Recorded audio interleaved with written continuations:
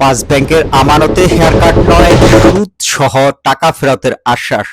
সমস্যাগ্রস্ত পাঁচটি ব্যাংকের কোনো আমানতকারীর জমা অর্থ থেকে 1 টাকাও কেটে নেওয়া হবে না বলে জানিয়েছেন অর্থমন্ত্রী।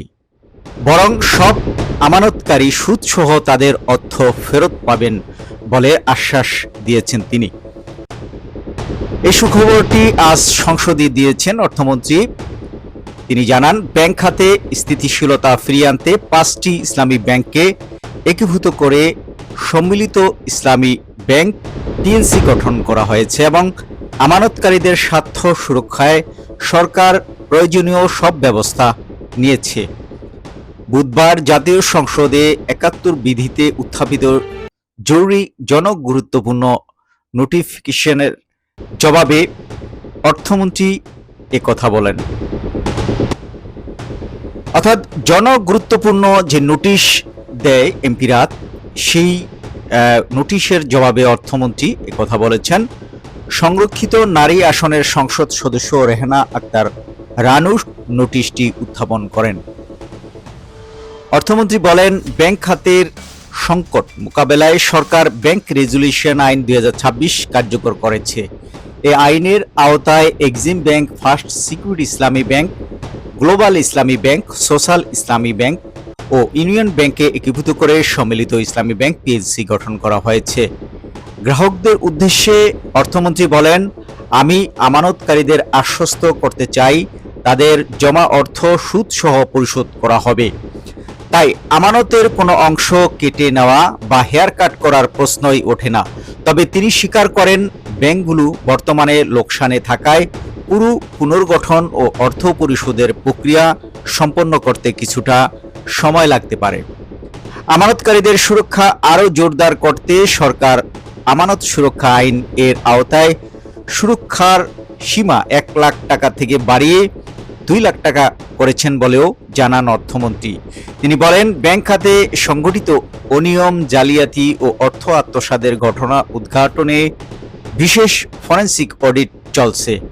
ব্যাংক রেজুলেশন আইন 2026 এর 57 ধারা অনুযায়ী দায়ী ব্যক্তি ও প্রতিষ্ঠানের দেশি বিদেশি সম্পদ জব্দ, নিলাম ও বিক্রির মাধ্যমে আমানতকারীদের অর্থ পুনরুদ্ধারের ব্যবস্থা নেওয়া হবে। অর্থমন্ত্রীর ভাষ্য অনুযায়ী যেসব গোষ্ঠীর বিরুদ্ধে এইসব যে 11টি মামলা করা হয়েছে, তার 6টি ব্যবসায়ী গোষ্ঠীর বিরুদ্ধে দেওয়ানি কার্যক্রম শুরু হয়েছে।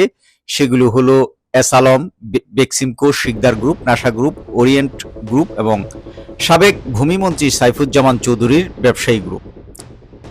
এরপর আরেকটি গুরুত্বপূর্ণ খবর রয়েছে যে শেয়ার বাজারে কেলেঙ্কারিতে কঠোর বার্তা দিয়েছেন কারসাজিকারকদের উদ্দেশ্যে প্রধানমন্ত্রী তারেক রহমান।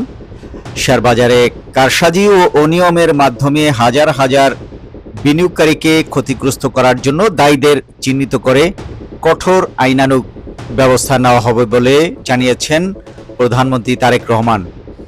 তিনি বলেছেন, অতীতে পুঁজিবাজারে সংগঠিত অনিয়ম, দুর্নীতি ও কারসাজির সুষ্ঠু তদন্ত এবং বিচার নিশ্চিত করে বিনিয়োগকারীদের আস্থা পুনরুদ্ধারে সরকার বদ্ধপরিকর।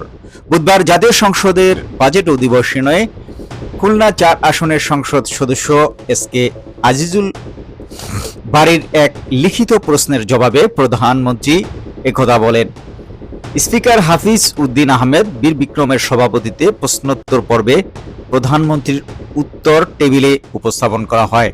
প্রধানমন্ত্রী জানান, শেয়ারবাজার কেলেঙ্কারির বিভিন্ন অভিযোগ ইতিমধ্যে দুদক অনুসন্ধান করছে। অনুসন্ধান জড়িত কয়েকজনকে চিহ্নিত করে তাদের বিরুদ্ধে মামলা সহ প্রয়োজনীয় আইনি ব্যবস্থা নেওয়া হয়েছে। একই সঙ্গে চক্রের সঙ্গে অন্য কোনো ব্যক্তি বা গোষ্ঠী জড়িত রয়েছে কিনা তা খতিয়ে দেখতে তদন্ত কার্যক্রম অব্যাহত রয়েছে। বাজার কারসাজির ঘটনায় Bangladesh securities and exchange commission বিভিন্ন ব্যক্তি ও প্রতিষ্ঠানের বিরুদ্ধে 1497 কোটি টাকা জরিমানা আরোপ করেছে। সংশ্লিষ্টদের বিষয়ে অধিকতর তদন্তের জন্য তথ্য ও নথিপত্র দুদকের কাছে পাঠানো হয়েছে। শেয়ারবাজারের অতীতের অস্থিরতা ও বড় ধরনের পতনের পেছনে একাধিক কারণ রয়েছে বলে উল্লেখ করেন প্রধানমন্ত্রী। তিনি বলেন, বাজার কারসাজি, কৃত্রিমভাবে শেয়ারের দর বৃদ্ধি, প্রাথমিক গণপ্রস্তাব ও ও বন্ড ইস্যুতে অনিয়ম, এছাড়া নিয়ন্ত্রক সংস্থার যে কর্তা ব্যক্তিরা রয়েছেন তাদের যে দুর্নীতি সহকারে নানা বিষয়ে তুলে ধরেন। sharebusiness24.com থেকে এই দুটি খবরই দেখে নিতে পারেন, আমরা ভিডিওর শেষে লিংক দিয়ে দেব। সবার জন্য শুভকামনা, ধন্যবাদ।